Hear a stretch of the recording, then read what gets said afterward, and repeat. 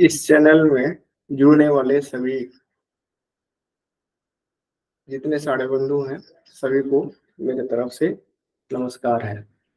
अब चूंकि सब लोग जुड़ ही गए हैं तो आप लोग अपना वीडियो खोल दीजिए और आज जो है कुछ विशेष हम चर्चा करेंगे।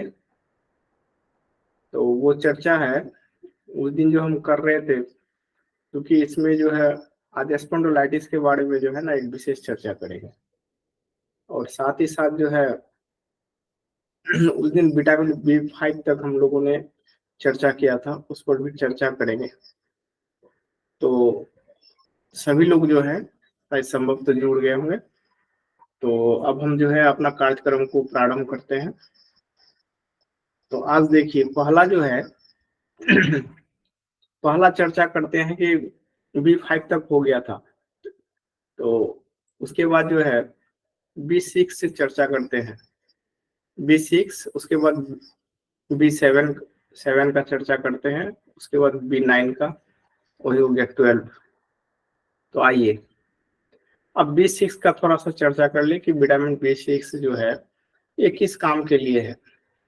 तो विटामिन B6 का काम एक ही है कि जो हम खाते हैं उसमें जो हमें ऑर्गेनिक या इनऑर्गेनिक के रूप में जो है चाहे तो कार्बोहाइड्रेट है चाहे तो प्रोटीन है, जो भी प्राप्त होता है, तो इस विटामिन का एक ही काम है कि प्रोटीन और विटामिन से जो है एनर्जी को स्टोर करना, उससे एनर्जी लेना और उसको स्टोर कर देना शरीर के अंदर, यही इसका काम है। और इसकी कमी से जो है ना बड़ा दिक्कत वाली बात है कि अगर विटामिन B6 की कमी हो जाए तो डिप्रेशन जैसा रोग जो है ना हमारे अंदर उत्पन्न हो जाता है। चिड़चिड़ापन वो विटामिन B6 के कारण ही आता है हम लोगों के शरीर में।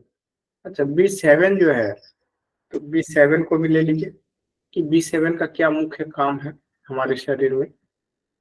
तो B7 का मुख्य मुख्य काम है हमारा जो लाल रक्त कण है उसमें जो हीमोग्लोबिन है, जो पूरे शरीर में जो है ऑक्सीजन को क्या करता है, एक जगह से दूसरे जगह ले जाता है। तो उसका निर्माण करना जो है वो B7 का काम है। तो B7 को ऐसे इसका रासायनिक नाम थायमिन है ना, बायोटिन है, बायोटिन B7 का बायोटिन नाम है।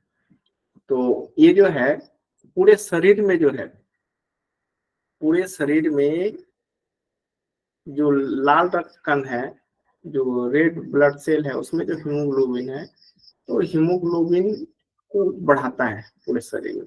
तो इसीलिए उसके कारण एनीमिक आप हो सकते हैं। अगर उसकी कमी हो जाए B7 का तो एनीमिक पेशेंट बन सकता है वो।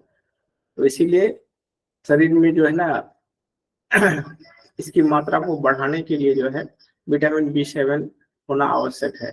और ये मुख्यतः पाया जाता है जैसे दूध से बना हुआ चीज है, जैसे पनीर है, इसमें पाया जाएगा।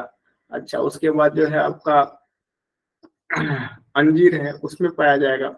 और जितने हरे साग सब्जी है उसमें उसमें भरपूर मात्रा में पाया जाता है। अब विटामिन B7 के बाद जो है हम लोग आते हैं, अब विटामिन 9 पर आते हैं। तो विटामिन 9 का काम है कि DNA को संश्लेषण करना। तो आपका जो DNA संश्लेषण करेगा और साथ ही साथ B12 के साथ मिलकर जो है पूरे शरीर में जो है ब्लड की मात्रा को बढ़ा देना, ठीक है। और साथ ही साथ जो है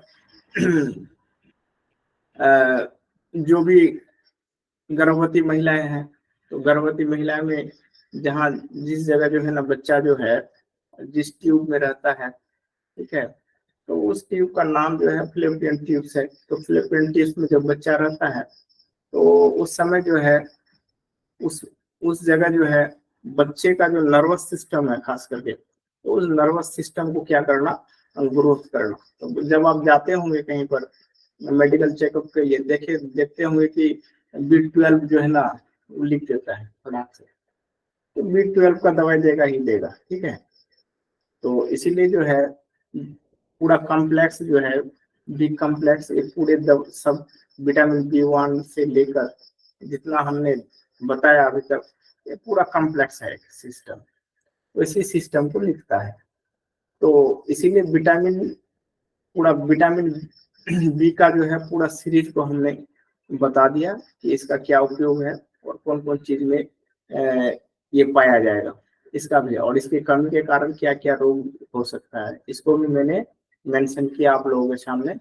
तो अब चलिए थोड़ा सा अब हम लोग आते हैं, इसके बाद आते हैं हम लोग आज जो है स्पॉन्डिलाइटिस पर हम थोड़ा सा चर्चा करेंगे कि स्पॉन्डिलाइटिस कैसा रोग है। तो स्पॉन्डिलाइटिस मुख्यतः जो है गर्दन का रोग है, और एक क्यों होता है, इसका कारण क्या है। तो यहाँ जो स्टिफनेस जो है गर्दन के पास, ये इसके मांसपेशियों में जब स्टिफनेस बढ़ जाता है तो स्पॉन्डिलाइटिस हो जाता है। तो आज के दिन में जो भी आज काम करते हैं, चाहे तो ऑफिस में काम करते हैं, चाहे तो कंप्यूटर में कार्य करते हैं, सब लोग जो है आगे ही झुक के कार्य करते हैं, आगे ही झुक के कार्य करते हैं, पीछे कोई झुकता ही नहीं है, क्योंकि पीछे ले जाने का कोई प्रयोजन ही नहीं है गर्दन को। इसीलिए जब हर हमेशा जब गर्दन आगे की तरफ झुका हुआ रहेगा तो इसके जो रिब्स है, तो रिब्स में या जॉइंट्स में जो है, ये रीढ़ के हड्डी का जो जॉइंट्स में है, जॉइंट्स में जहां से नर्व्स निकलते हैं, यानी 32 जोड़ा जो नर्व्स निकलता है आपका, तो वहाँ क्या होता है कि धीरे धीरे जो है मांसपेशियां जो है, यहाँ जब स्ट्रेस स्टिफनेस बढ़ जाता है, इसकी फ्लेक्सिबिलिटी कम हो जाता है, तो धीरे धीरे इसके जो मांसपेशियां है, तो मांसपेशियां धीरे धीरे क्षय होने लगता है, कम होने लगता है, वहाँ मांसपेशियां जो है ना धीरे धीरे कम होने लगता है, क्षय होने लगता है, और साथ ही साथ हड्डी भी घिसाता है।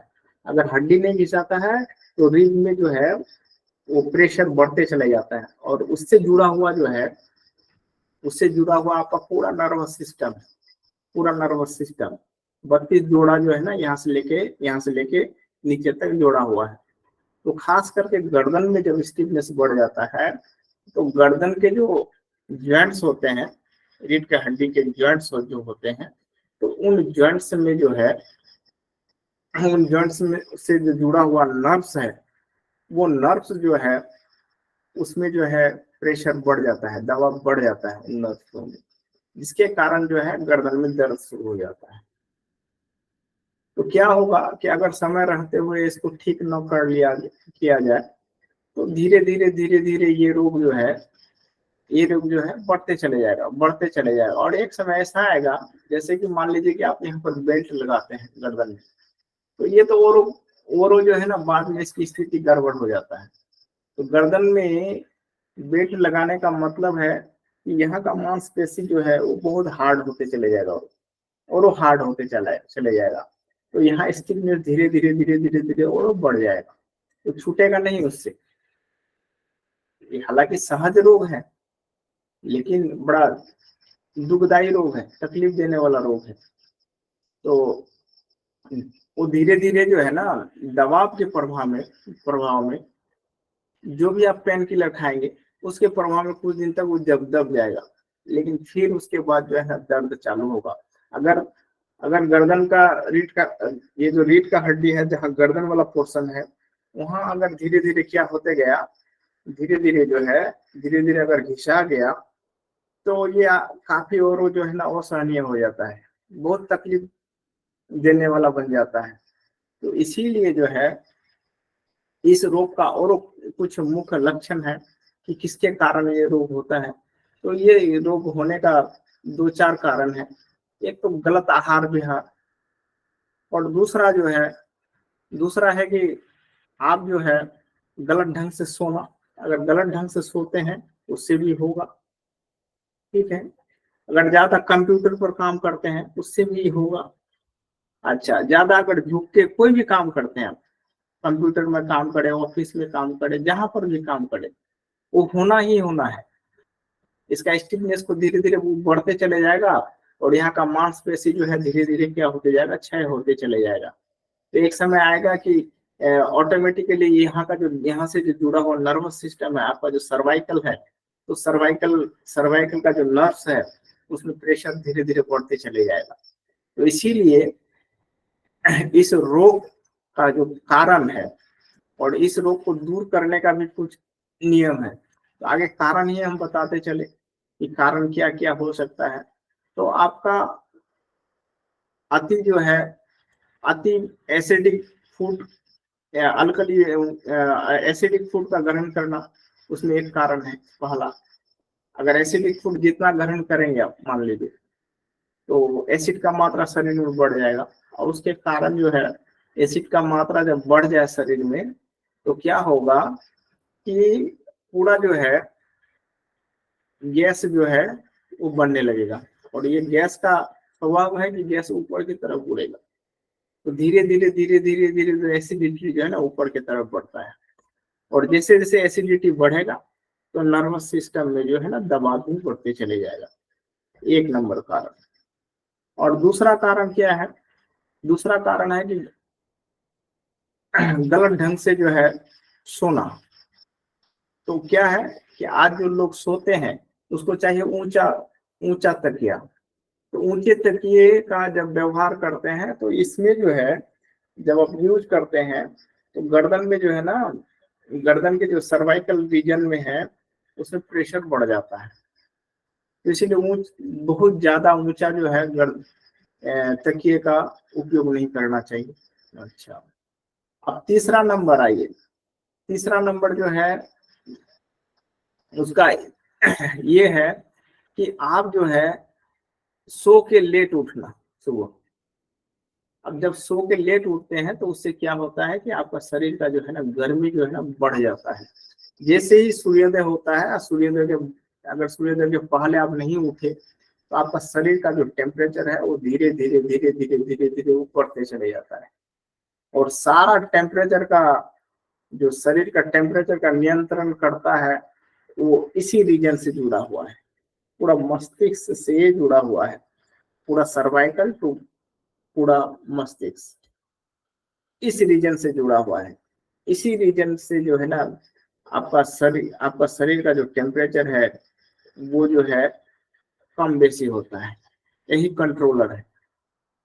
तो इसीलिए जो है जब एक्सेस हीट हो जाए शरीर में, एक्सेस हीट होने पर सबसे पहला जो अटैक होता है एक्सेस हीट का हमारे शरीर के अंदर, तो वो सर्वाइकल रीजन में होता है। C1 C2 ये सर्वाइकल है, C1 C1 C2 C3 C4 C5, तो इसी तरह है, तो ये सर्वाइकल रीजन में।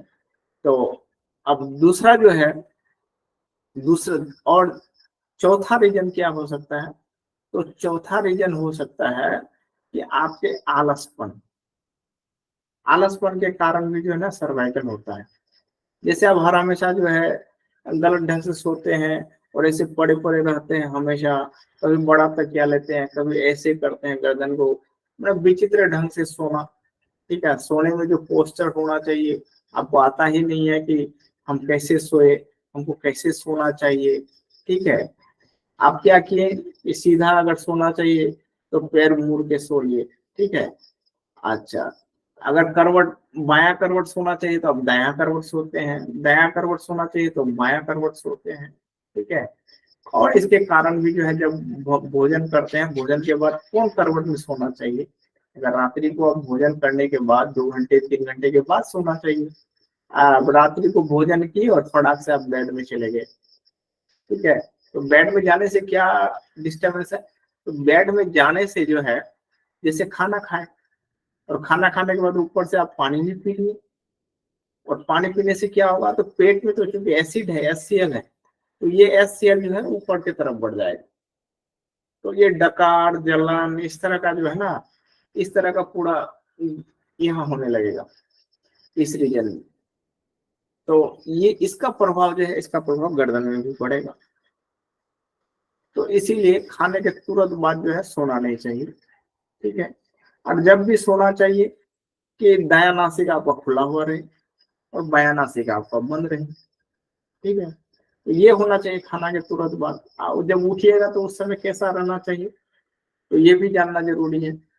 तो इसीलिए इसके कारण भी होता है। अब पांचवा रीजन हम बताते हैं इसका, कि पांचवा रीजन क्या हो सकता है। तो पांचवा रीजन हो सकता है आपका कि आप अधिक से अधिक जितने सारे एंटीबायोटिक्स हैं, एंटीबायोटिक्स का उपयोग करना। अब जब एंटीबायोटिक्स का उपयोग करते हैं मेडिसिन का, ताकि आज जहां पर भी जाइए कोई चीज का भी इलाज करने जाइए तो तुरंत एक एंटीबायोटिक दे देता है, तुरंत एंटीबायोटिक दे। तो एंटीबायोटिक दवा क्या करता है ना कि आपके शरीर के अंदर जो है रोग प्रतिरोधक जो क्षमता है, रोग प्रतिरोधक क्षमता का मतलब यही है कि शरीर का जो रेजिस्टेंस है पूरा, या फिर ऐसे कहिए डायरेक्ट जो इम्यूनिटी है पूरा शरीर का, वो इम्यूनिटी सिस्टम को जो है ना वो एकदम ध्वस्त कर देता है, पूरा ध्वस्त कर देता है। ताकि इसके बारे में भी एक दिन हम क्लास इसमें चर्चा करेंगे अभी। तो पूरा ध्वस्त कर देता है, पूरा तंत्र को ध्वस्त कर देता है। आप सारे वायरस को, जितने बैक्टीरिया है आपके शरीर के अंदर, पॉजिटिव नेगेटिव सारे वायरस को नष्ट कर देता है, जिसके कारण आपका शरीर का जो इम्यूनिटी पावर है वो घट जाता है। तो रोग तो आता है शरीर में, वो आते रहता है। क्या तो उस दिन मैंने बताया था कि वायरल फीवर के बारे में बताया था, 3 वायरल फीवर के बारे में, चिकनगुनिया के बारे में बताया था, डेंगू के बारे में बताया था, स्वाइन फ्लू के बारे में बताया था। हाँ, तो स्वाइन फ्लू एक ऐसा रोग है जिसका अभी तक 3 ही जो है वायरस का खोज हो पाया है।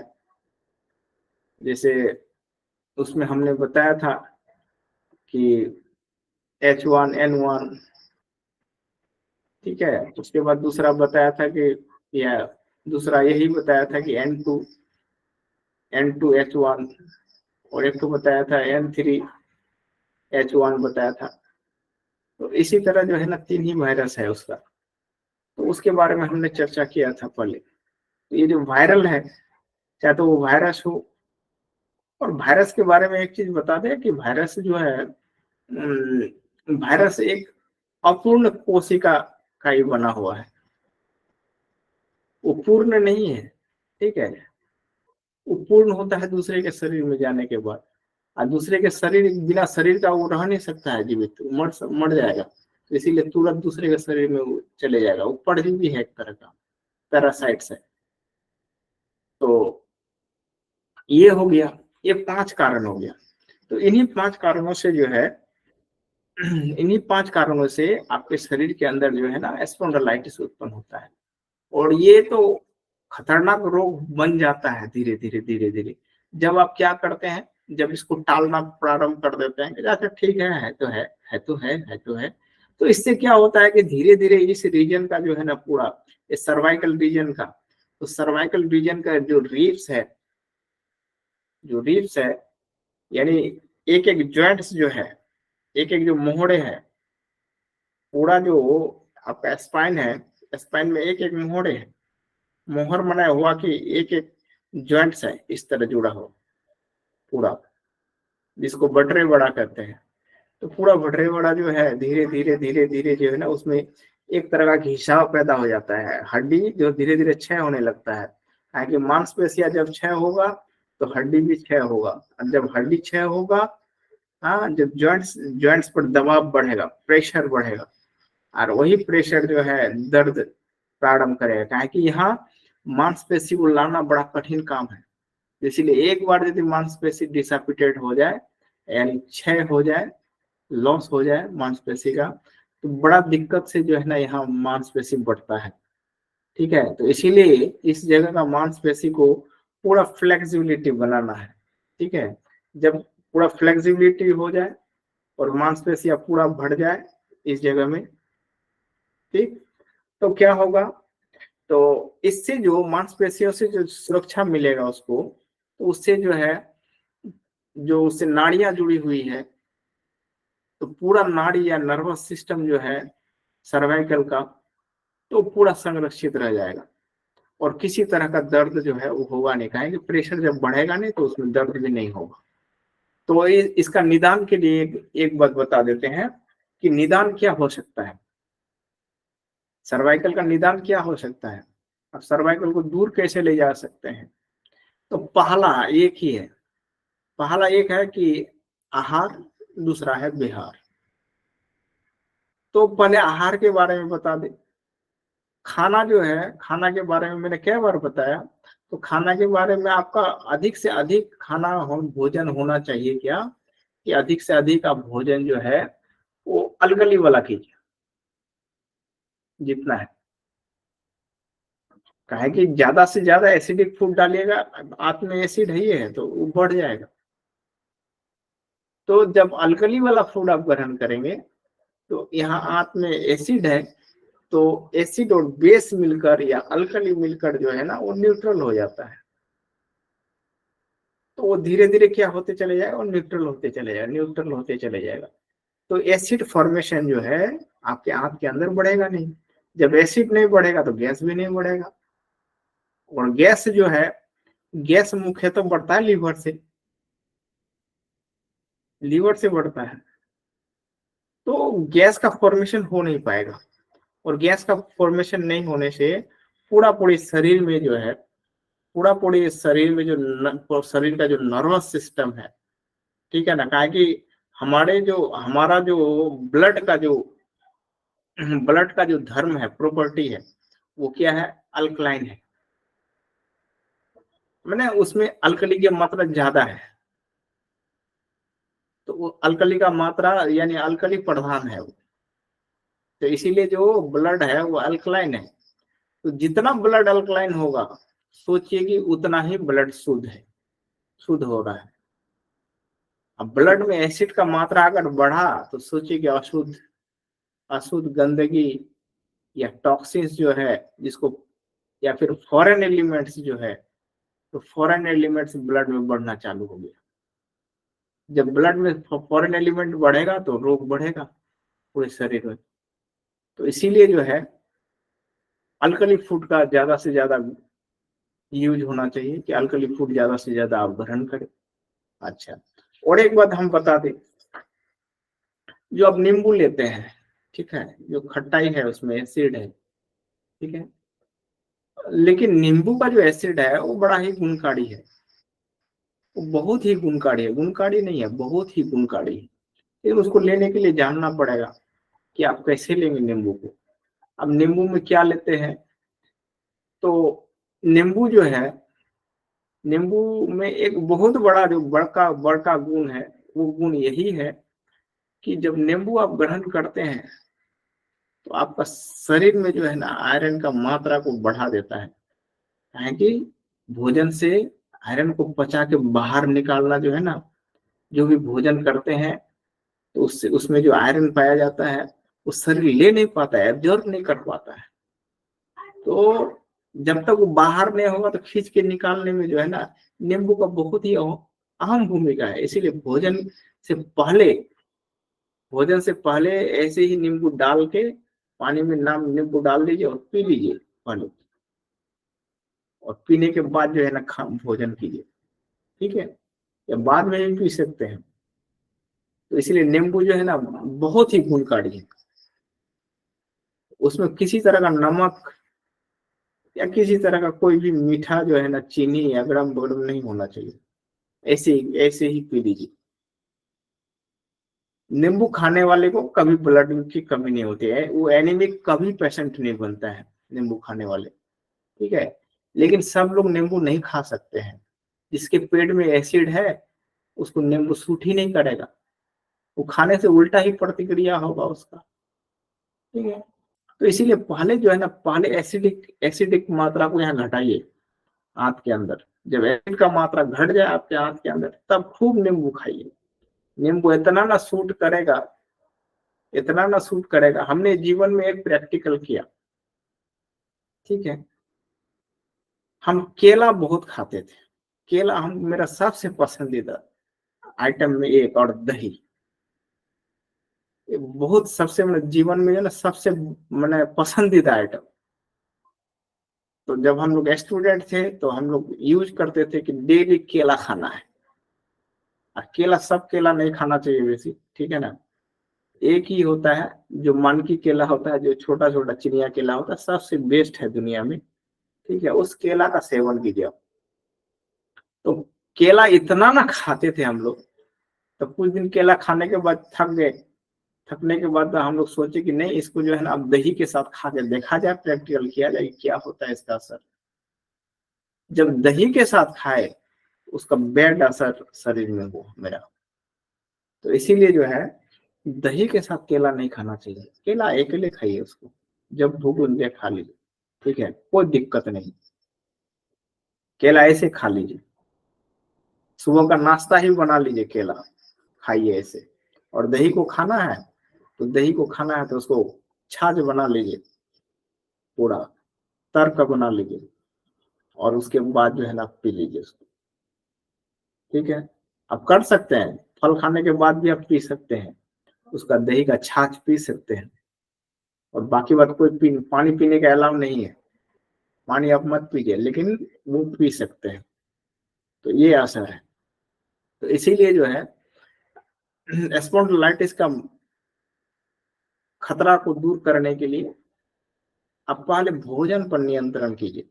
जब भोजन नियंत्रित हो जाए आपका, तो उसमें जो है जो अल्कलाइन, जितने सारे अल्कलाइन है, अल्कलाइन फूड का मात्रा को बढ़ा दीजिए, और एसिडिक मात्रा कम हो जाएगा तो गैस भी कम हो जाएगा। तो इसका असर धीरे धीरे इधर इधर जो है ना एसिड का कम होने लगेगा। और एसिड बहुत बड़ा क्षति पहुंचाता है पूरे शरीर में, खाली हाथ में ही नहीं, पूरे शरीर में क्षति पहुंचाता है। दूसरा है दूसरा है कि नियमित रूप से जो है ना कुछ आसन करना जरूरी है, क्या कि आसन के द्वारा ही आप स्पॉन्डिलाइटिस पर कब्जा पा सकते हैं। अब बोलिए कौन कौन इसमें आसन सबसे अच्छा है? सबसे अच्छा आसन है मकड़ासन। अगर मकड़ासन का अभ्यास रेगुलर करते हैं और कम से कम 10 से 20 सेकंड तक करते हैं मकड़ासन का अभ्यास, तो इससे जो है जल्दी से जल्दी आप जो है स्पॉन्डिलाइटिस से क्या हो सकते हैं, बाहर हो सकते हैं। और दूसरा जो है त्रिकोणासन, ये भी बहुत वाइटल है। और तीसरा जो है तारासन। बस इतना आसन आप कीजिए, स्पॉन्डिलाइटिस से बाहर निकल जाएगा, चाहे तो जिस तरह का भी स्पॉन्डिलाइटिस हो। स्पॉन्डिलाइटिस का टाइप है तो ये सर्वाइकल है स्पॉन्डिलाइटिस है। ठीक है, अच्छा, ये दूसरा कारण हुआ। अब तीसरा कारण हम बताते हैं कि तीसरा कारण आपको क्या करना है कि स्पॉन्डिलाइटिस से आप बाहर निकल सकते हैं। तीसरा कारण है, तीसरा इसका निदान बोलते हैं, तीसरा निदान जो है मॉर्निंग वॉक स्पीड करना है आपको, डेली मॉर्निंग वॉक करना है। आप जब मॉर्निंग वॉक करेंगे, जब हलचल बढ़ेगा शरीर में, तो पूरे शरीर में जो है ब्लड का संचरण अच्छा ढंग से होगा।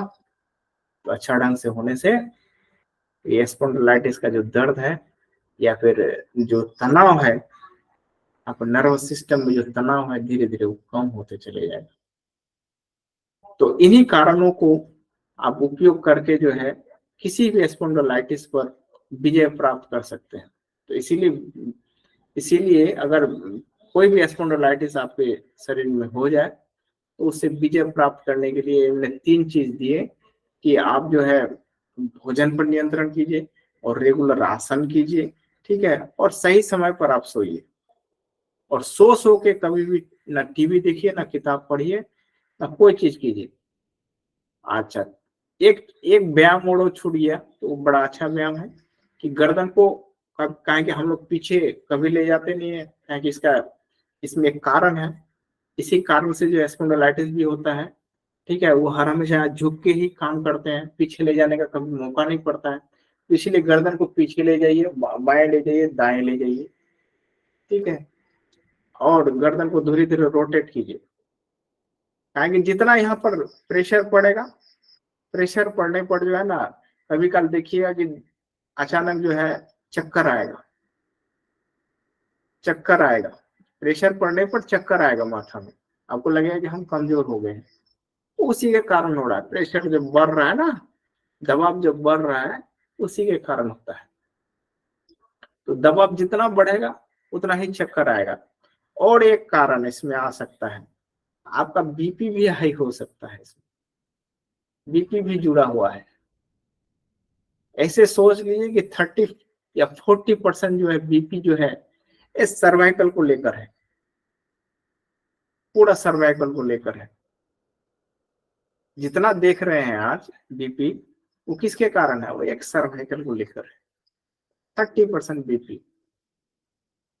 तो इसीलिए सर्वाइकल को ठीक कर लीजिए, बहुत हद तक जो है ना बीपी ठीक हो जाएगा अपने आप। तो कहे कि हर जितने सारे कर्मचारी है या जितने सारे ऑफिस में काम करने वाले लोग हैं बैठे बैठे, उसको तो होना ही होना है। आप 100 की किताब पढ़ रहे हैं, उसमें भी आपको स्पॉन्डिलाइटिस होगा ही होगा। और एक बार स्पॉन्डिलाइटिस हो गया तो छूटता नहीं है जल्दी, ठीक है। और धीरे धीरे धीरे धीरे जो है ना, यहाँ का मांसपेशी को कमजोर कर देता है, धीरे धीरे धीरे क्षय हो जाता है मांसपेशी।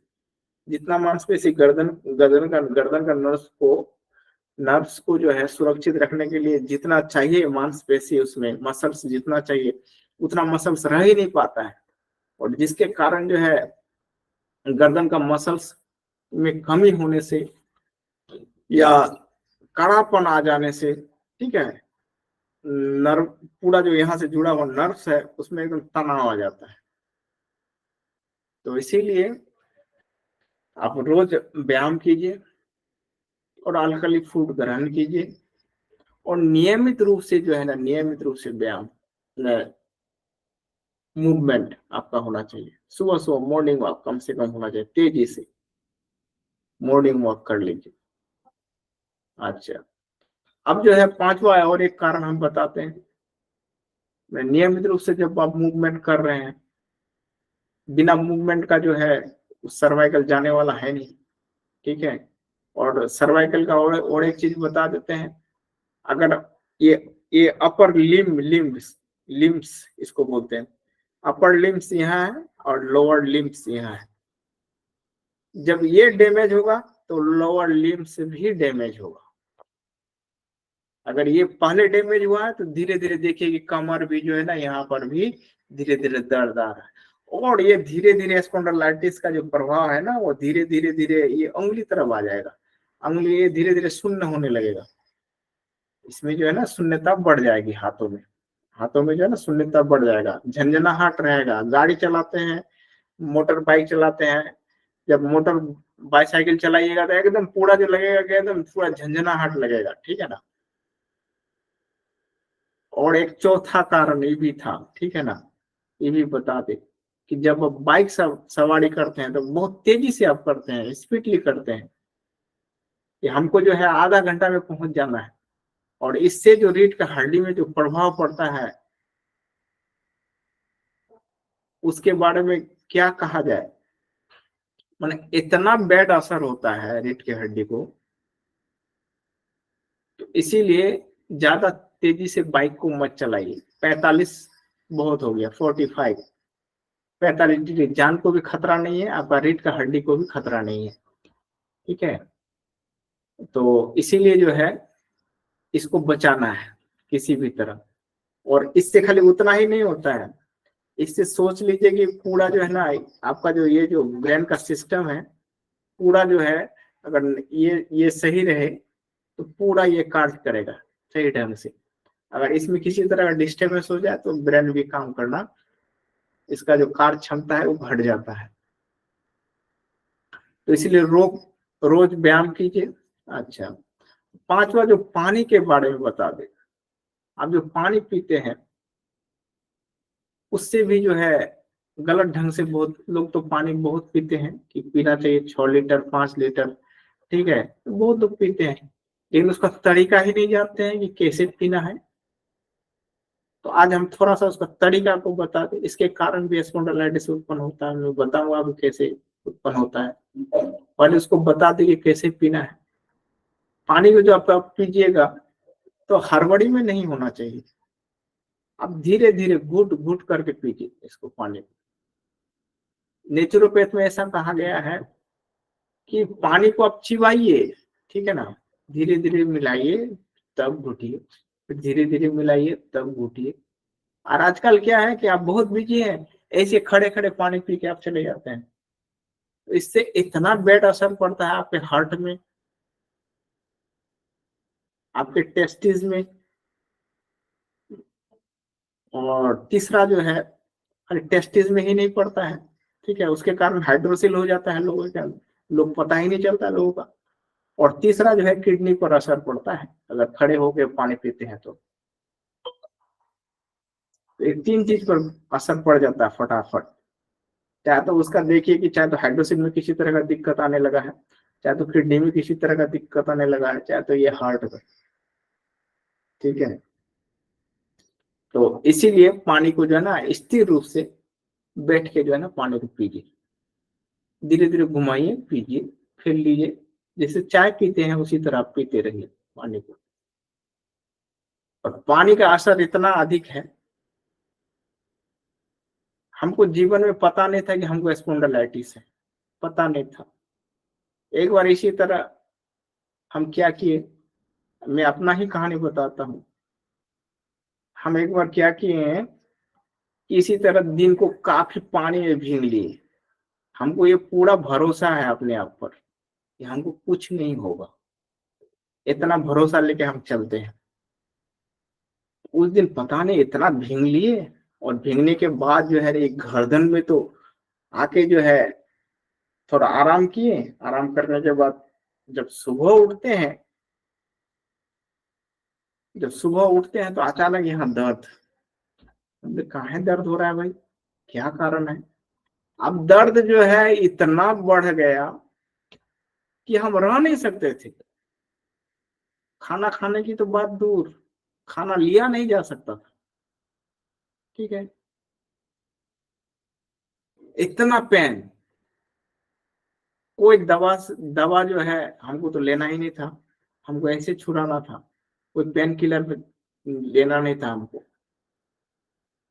तब धीरे धीरे हमने क्या किया, धीरे धीरे एक मेरे बगल में ही एक हेमोपैथी के डॉक्टर रहते थे वो भी, ठीक है। वो बोले कि ये दवाई ले लीजिए, देखिए ना तुरंत छूट जाएगा। वो छूट जाएगा तो देख लीजिए, ठीक है। कुछ नहीं, दिन भर खाते रहे, कुछ नहीं। हम बोले कि आप अपना इलाज करने दीजिए हमको। तब मैंने अपना एक ट्रीटमेंट किया, और रात को पूरा सोया, और सुबह उठ के देखते हैं कि एकदम गुम हो गया पूरा, एक जादू की तरह। दिन भर नहीं रह पाते थे, चलना तो मुश्किल हो जाता था कि कैसे जाएंगे, इतना ना दर्द, विचित्र टाइप का दर्द, ठीक है। तो इसीलिए जो है इसीलिए तो जितने सारे झुक के काम करने वाले हैं, सोचिए कि उसको स्पॉन्डिलाइटिस है, ठीक है। अब झुक के अगर कोई चीज लिख भी रहे हैं ज्यादा, तो सोचिए कि इस पर असर हो रहा है। तो इसीलिए इस रीजन को जो है ना पूरा पूरी सुरक्षित करना है। अगर इस रीजन को आप पूरा पूरी सुरक्षित कर लेते हैं, तो सोचिए कि ब्रेन आपका एकदम दुरुस्त कार्य करेगा। तो इसीलिए सभी आदमी को जो है ना इस क्षेत्र से एक बार ना एक बार जीवन में, ठीक है, इसको गुजरना पड़ता है। तो ये रहा पूरा मेरा एपिसोड इस पर, स्पॉन्डिलाइटिस पर। अब स्पॉन्डिलाइटिस का मैंने कारण भी बता दिया, उसका निदान भी बता दिया कि आखिर क्यों होता है और उसको कैसे दूर किया जाए, ये तो इसके माध्यम से बताया। आज अकुप्रेशर के माध्यम से भी जो है आप जो है इसको दूर कर सकते हैं, स्पॉन्डिलाइटिस को। बड़ा ही इफेक्टिव है अकुप्रेशर। अगर कुछ कोई चीज बात नहीं माने, ठीक है, वो सब तो धीरे धीरे होगा, लेकिन अकुप्रेशर का काम जो है एक दिन में हो जाता है, 1 या 2 दिन में, अधिक से अधिक 2 दिन। 1 दिन में तो घटा देगा वो एकदम निश्चित रूप से। अगर 100% पर है तो उसको 50 पर तो आना ही आना है, 50-60 के अंदर आना ही है उस दर्द को। और दूसरा दिन जब आप अकुप्रेशर लीजिएगा, तो दूसरा दिन जो है पूरा पूरी जो है अकुप्रेशर के माध्यम से जो है ना, अकुप्रेशर के माध्यम से धीरे धीरे वो दूसरा दिन खत्म हो जाएगा। सोचिए कि उस पर 15% रहेगा, 10-15%। उसके बाद 4-5 दिन जाते जाते ठीक हो जाएगा, 5 दिन, अधिक से अधिक 5 दिन, और पूरा गायब हो जाएगा। तो इसीलिए अकुप्रेशर जो है ना एक अचूक ये है, पैथी है। उस पैथी के द्वारा आप ये कर सकते हैं। तो हम जो है हम लोग का एक प्रोग्राम रोज चलता है, डेली वाला प्रोग्राम। उसमें डेली जो है आसन, प्राणायाम, और साथ ही साथ जो है अकुप्रेशर का जो शिक्षा जो है, अकुप्रेशर वो कैसे जानेंगे आप, अकुप्रेशर के द्वारा अपना ट्रीटमेंट कैसे करेंगे, योग के द्वारा अपना ट्रीटमेंट कैसे करेंगे, इसके बारे में बताया जाता है। जो लोग इंटरेस्टेड होंगे तो वो लोग ले सकते हैं भाग, ठीक है ना। अच्छा, तीसरी बात जो है आज मैं और एक बता दूं, ताकि पूरा एपिसोड जो है अलग अलग दिन में अलग अलग तरह का हम लोग लाते हैं। तो इस बार जो है इस बार प्राण पर लाऊंगा, कहा कि प्राण जो है आपके शरीर का जो एक वाइटल फोर्स है, पूरा सोर्स जो है आपका प्राण से ही पूरा जीवन, दिन का दिनचर्या से लेकर आपका मतलब जीवन की कहिए वो प्राण से ही संचालित होता है। इसीलिए मैंने सोचा कि एक प्राण पर भी जो है एक एपिसोड अच्छा ढंग से हो जाए, ताकि प्राण को अगर जानेंगे तो योग के प्रति जो है आपका जो है इंटरेस्ट बढ़ेगा। तो इसीलिए अगला जो चैप्टर होगा प्राण के द्वारा अलग अलग तरह के रोगों का निदान हम बताएंगे, उसका उपयोग कैसे करना है। प्राण प्राण के द्वारा अगर आपको रोग हो गया है कोई रोग, तो प्राण के द्वारा आप कैसे ठीक कर सकते हैं, क्योंकि प्राण ही पूरा शरीर में आपका पूरे शरीर में जो है ना प्राण का ही संचरण हो रहा है। और जब जब प्राण है पूरे शरीर में, प्राण अगर पूरे एकदम दुरुस्त है पूरे शरीर का, तो आपका सिस्टम बिल्कुल ठीक है। आपको डरने की कोई बात नहीं है, कोई रोग से डरने की बात नहीं है। रोग तो आते ही जाते रहता है, ठीक है ना, वो आएगा जाएगा वायरस के तरह शरीर में। अगर आपका आप बलवान है, आपका प्राण शक्ति बहुत बलवान है, बहुत स्ट्रांग है, ठीक है, तो कोई रोग कोई चीज का बाल बाका नहीं करेगा आपका। तो इसीलिए प्राण विज्ञान को, प्राण के विज्ञान को जान लेना जरूरी है।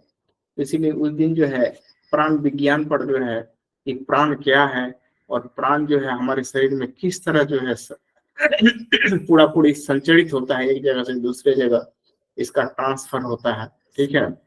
और प्राण जो है हमारे कण कण में, पूरे सेल में जितने सारे सेल्स हैं, ठीक है ना, सब सेल है पूरे शरीर में, पूरा नर्वस सिस्टम है, पूरे टिश्यूज है। तो जितने सारे टिश्यूज, नर्वस सिस्टम जितने सारे हैं, उन सारे सिस्टमों पर कैसे कब्जा बनाया हुआ है और कौन कौन सा प्राण प्राण जो है आपके शरीर में जो है वो संचरित होता है, तो उस पर जो है कैसे काम किया जा सकता है। तो यही सब जो है रहस्य के बारे में, प्राण के पूरा रहस्य के बारे में हम आने वाले संडे को पूरा इस पर जो है विस्तारित रूप से हम इस पर बात करेंगे, ठीक है। और धीरे धीरे इस क्लास में जो है खाने का जो सिस्टम है उस पर भी हम नया नया एपिसोड लाएंगे, क्योंकि अभी इतना रोग है, सारे चीज पर बताना है। अभी लीवर पर पूरा बताया नहीं है, लीवर पर कार्य अभी शुरू किए थे, लेकिन सोचे कि उसको धीरे धीरे बताएंगे, क्योंकि कुछ कुछ ऐसे भी पार्ट है या सब पार्ट है जिस पार्ट को लाना बहुत जरूरी है। तो इसलिए सारे जितने सारे सब पार्ट्स हैं, सारे सब पार्ट्स को मैं धीरे धीरे ला रहा हूँ। तो इसीलिए आप लोग जो है 7 बजे, प्रत्येक दिन 7 बजे निश्चित समय पर जुड़ जाइएगा, मैं भी जुड़ जाऊंगा। तो आज जो है आप सबों से अब हम विदा लेते हैं और अनुमति विदा लेने की चाहते हैं। तो आज का क्लास जो है यहीं तक। धन्यवाद सभी को और नमस्कार। मेरा फिर अगला क्लास में आप लोग से मुलाकात होगी।